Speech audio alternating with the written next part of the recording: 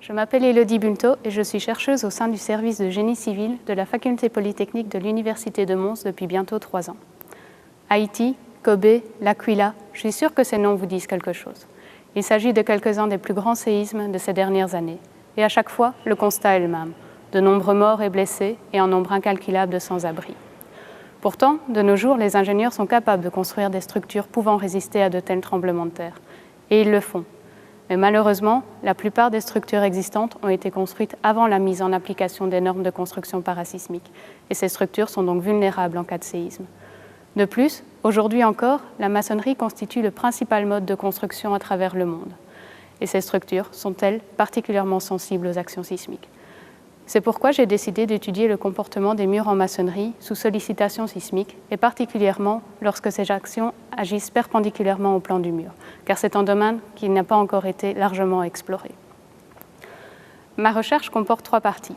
Dans la partie numérique, je réplique le comportement des murs en maçonnerie à l'aide d'un logiciel de calcul et j'y analyse les mécanismes de ruine, c'est-à-dire la manière dont le mur va casser, et ce, en fonction de différents paramètres, tels que la hauteur ou l'épaisseur du mur, ou la présence d'ouvertures comme des portes ou des fenêtres.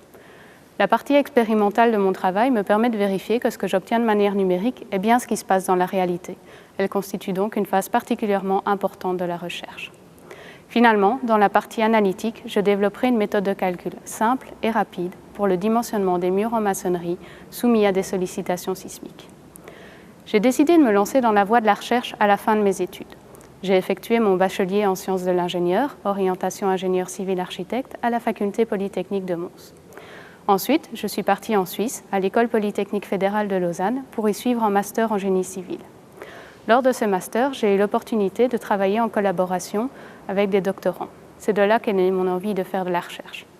À cette époque, j'étais particulièrement intéressée par 2 cours. Le premier concernait les structures existantes, et notamment celles en maçonnerie, et le second, le génie parasismique.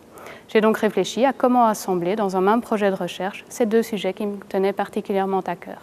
Et c'est ainsi que j'ai débuté ma thèse de doctorat. Sinon, quand je ne travaille pas, j'adore cuisiner, surtout les desserts. D'une part pour faire plaisir aux gens que j'aime, et d'autre part parce que je suis une grande gourmande.